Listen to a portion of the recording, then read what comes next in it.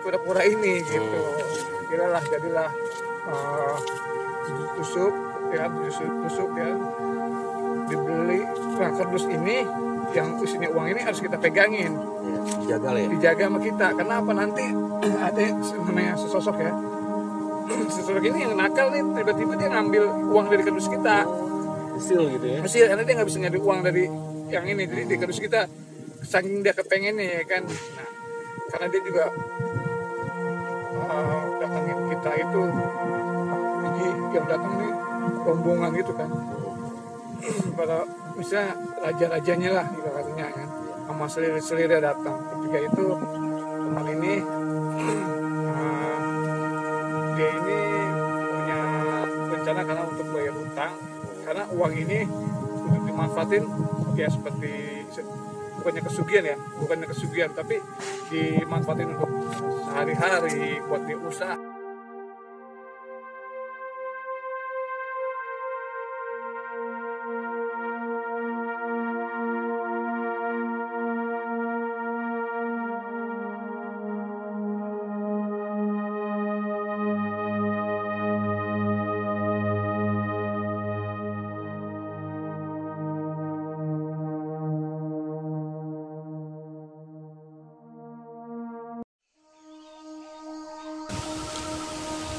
Oke, assalamualaikum warahmatullahi wabarakatuh. Waalaikumsalam warahmatullahi wabarakatuh.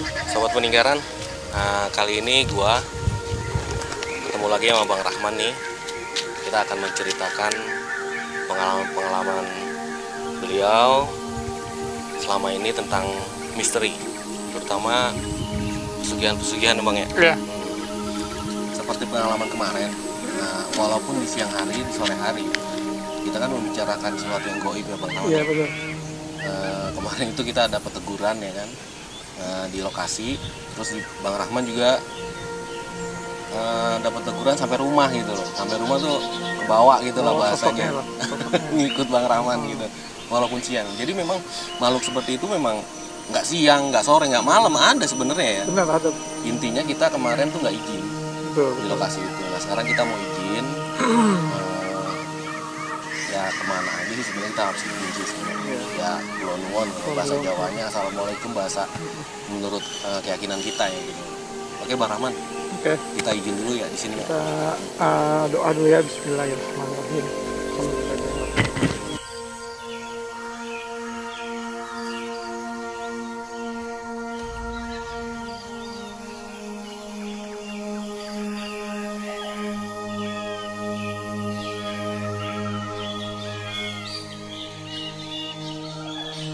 Oke kita lanjut.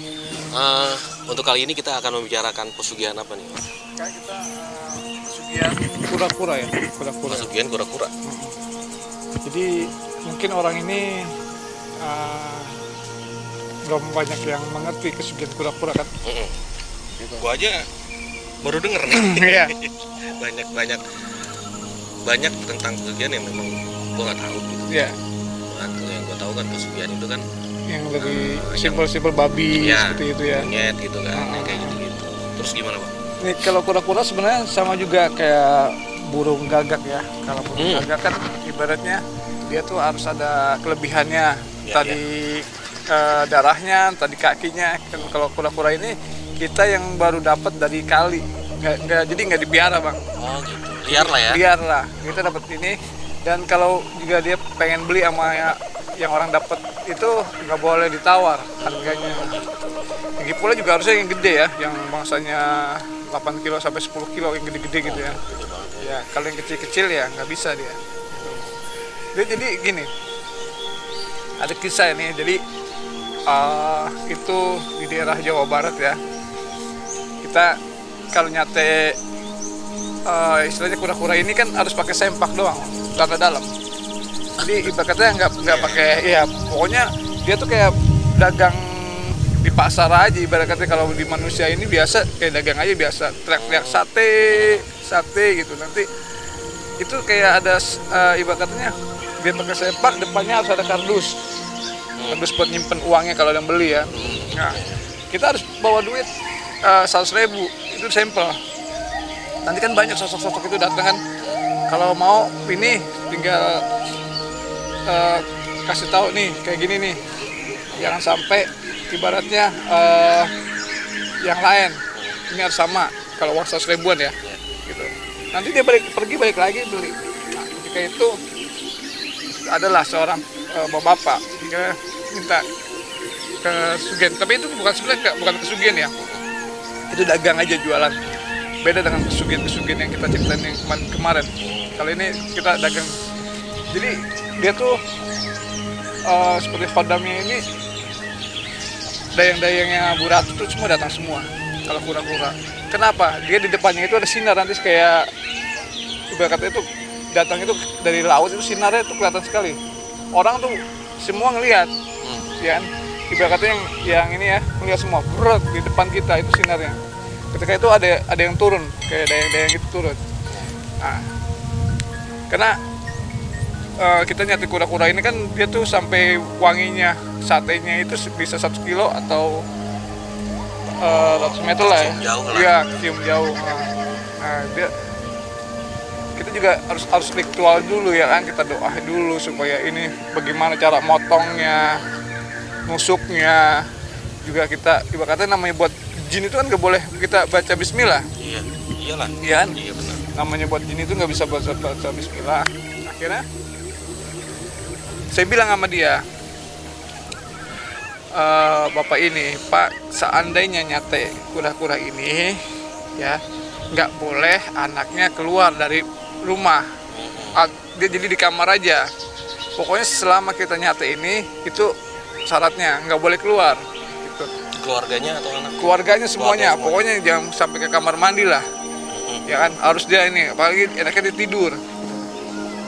Ketika itu dia kita potong dulu, kita olah dulu semuanya, jadilah kita ceritain nih ya. Jadi kalau ibaratnya saudaranya tuh anak-anaknya atau istrinya di kamar itu harus kumpul ya, jadi nggak boleh ada yang keluar.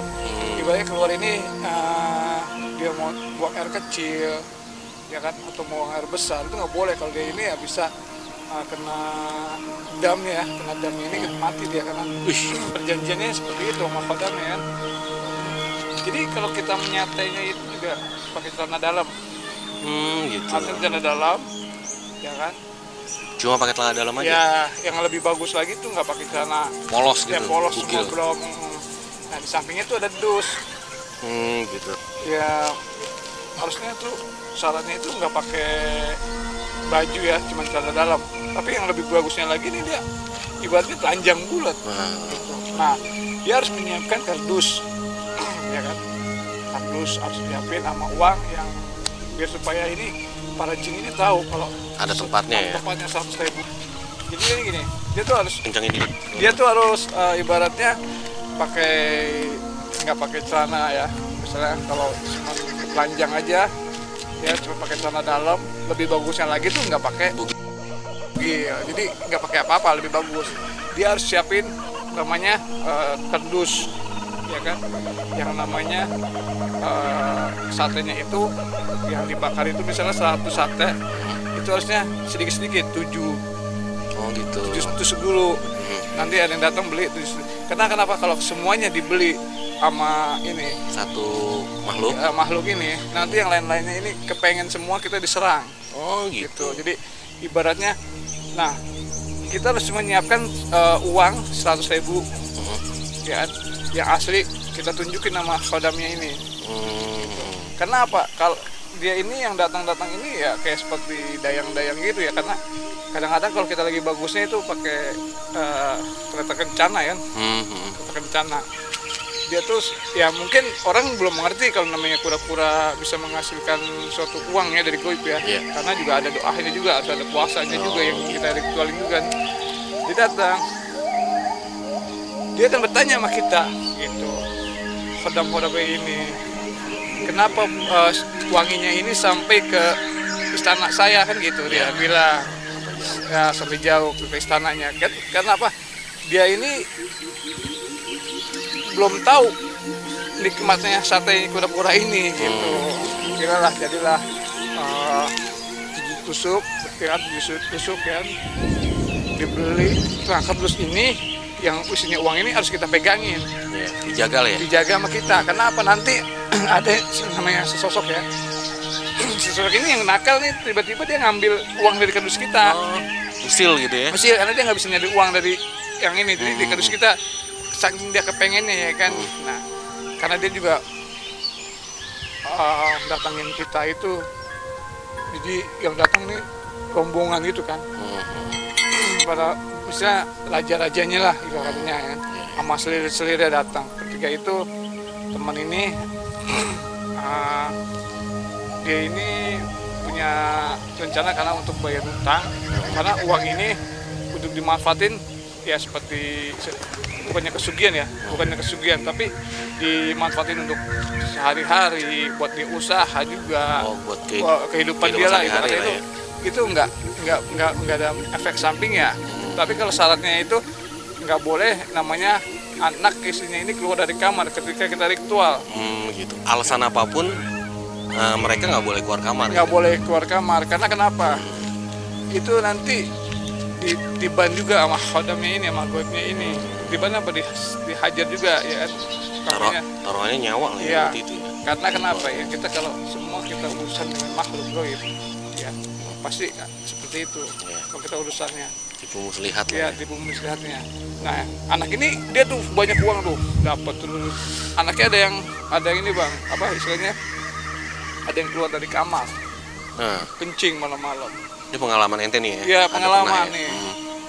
Anaknya tiba-tiba dubrak jatuh ya kan di dapur, dubrak jatuh. Dengan tiba-tiba langsung meninggal.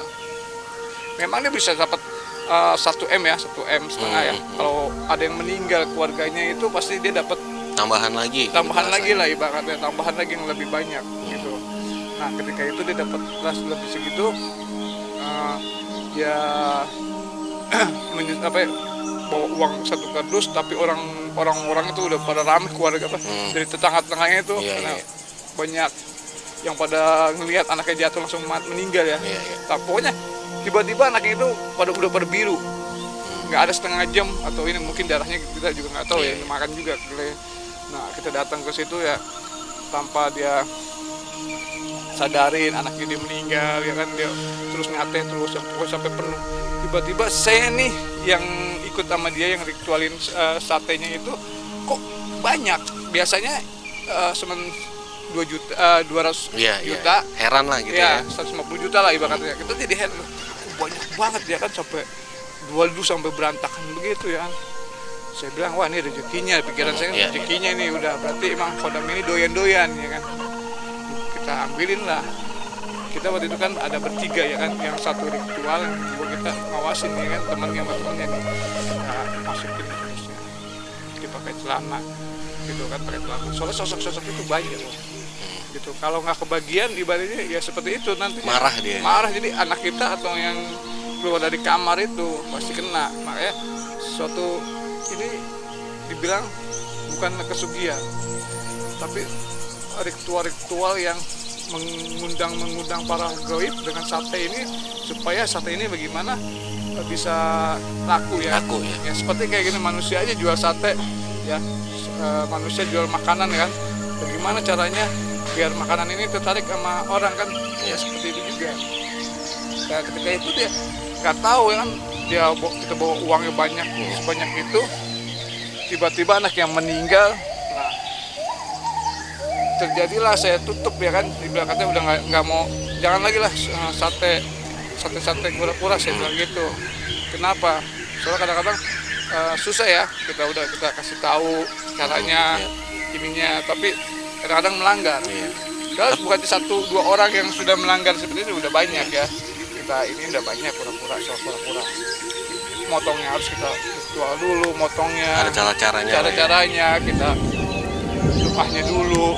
Bagaimana caranya ya supaya ini kura-kura ini laku gimana. Kan kita juga belajar begini juga dari doa-doa kan ya. Kita doa-doain supaya ini khodam ini datang menikmatin sate ini. Orang-orang kan taunya bang, satenya sate gagak bang ya. Iya. Nah, orang-orang yang gagak tahu pernah dengar itu bang? Ya, pernah dengar kan. Jadi kalau sate namanya gagak itu udah inilah ibaratnya udah banyak Banyak, yang ngerti.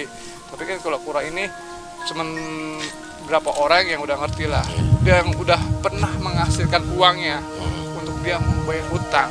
Kenapa? Banyak kan ada yang mau buat umur, ibarat katanya pengen kesugihan yang lain lah. yang lain ya kan. Nah, kadang-kadang dia ya itulah syaratnya nggak pakai baju gitu, dan dia harus bawa ini satenya juga harus 7 gitu, nggak langsung bruk gitu. Sampai teman yang udah pernah yang namanya dapat uang 250 juta ini, mendingan kita bikin tenda aja bang katanya. Bikin tenda bagaimana? Kita dagang setiap malam, kita cari kura-kura. Nah, kura-kura itu nggak segampang itu. Jadi gini bang, Kodam ini kalau kura-kura piaraan dia ngerti. Iya, tahu lah. Ya. Tahu dia. Itulah penciumannya gimana juga. Kita nggak, namanya makhluk gaib ya. Kita nih dibohongin udah pernah. Itu piaraan. Ya. Nah, itu piaraan. Itu piaraan, ya. Nah, tiba-tiba kita sate. Kalau saya kan cuma bagian motong sama ritualin supaya laku ya kan. Itu kura-kura dari mana? Kura-kura dari Tahu mana lah. kita nggak tahu. Gitu. Ngomongnya sih dia dapat dari kali. Iya. Ya nggak laku lah, nggak mau lah. Deket pun nggak mau. Iya.